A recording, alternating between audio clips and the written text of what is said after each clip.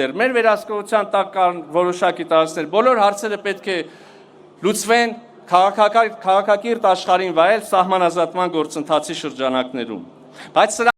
Սիրելի հայրենակիցներ, դուք ինքներդ լսեցիք, թե Հայաստանի արտգործ նախարարը ինչ հայտարարությամբ հանդես եկավ Սյունիքում։ Պատահական չի, որ Սյունիքում։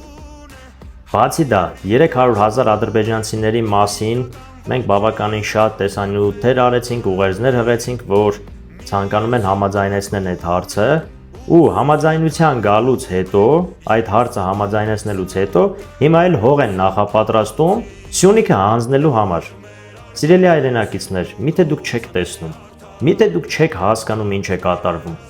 Պատահական չի, որ Հայաստանի Հանրապետության արտգործ նախարարը հայտարարում է Սյունիքում, որ ադրբեջանցիները տարածքներ ունեն Հայաստանում։ Սյունիքի հանձնման համար հող է նախապատրաստվում։ Միթե այսպիսի Հայաստան ես դու ցանկանում։ Կարծում եմ ոչ։ Այդ իսկ պատճառով հունիսի 7-ին պետք է գնալ ընտրատեղամասեր ու ձեր ձայնը տակ համար 3-ին ուժեղ Հայաստանին, որպեսզի կանխենք այս կործանարար ընթացքը, որպեսզի մեր ապագա վարչապետ Սամվել Կարապետյանը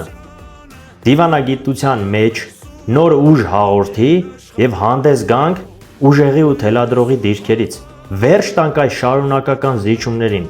Հասկանում եք, այսպես էլ չի կարող շարունակվել։ Հասկանում եք, հայրենիք ենք կորցնում։ Հասկանում եք, այս ընտրությունները լոկ միայն ընտրություններ չեն։ Այս ընտրությունները լինել չլինելու պայքար են։ Մենք կամ լինելու ենք, կամ չենք լինելու։ Ինքներդ որոշեք։ Սյունիքը հանձնեցինք, չենք ունենալու էլ երկիր։ Ու հիմա հող է նախապատրաստվում։ Ուշք եկեք, սիրելի հայրենակիցներ, հետո ուշ է լինելու։